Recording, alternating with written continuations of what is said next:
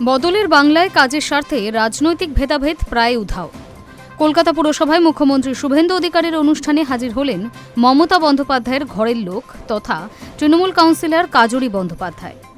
সোমবার দুপুরে একেবারে সামনের সারিতেই দেখা গেল তাকে। সাংবাদিকদের প্রশ্নের মুখে কাজরি বলেন, কাউন্সিলর হিসেবে যেটুকু সময় মেয়াদ বাকি রয়েছে সেই সময়টায় কাজ যাতে ভালোভাবে হয় তার জন্য আমাদের ডাকা হয়েছে। মুখ্যমন্ত্রী বিরোধীদের ডেকেছেন, ভালো লেগেছে। অভিষেক বন্দ্যোপাধ্যায়কে ঘন ঘন তদন্তকারীদের ডাক সংক্রান্ত প্রশ্নে কাজরি একগাল হেসে বলেন, এই নিয়ে আমাকে কিছু জিজ্ঞেস করবেন না।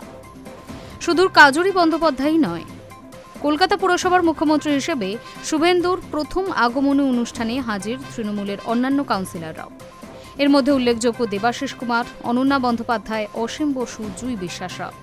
সকলেরই এক বক্তব্য, পুরসভায় নাগরিক পরিষেবার স্বার্থে মুখ্যমন্ত্রীর ভাবনা পরিকল্পনা জানতে এবং কাজ নিয়ে আলোচনার জন্যই তার ডাকে আজকের এই অনুষ্ঠানে আসা। এর মধ্যে রাজনীতির কিছু নেই।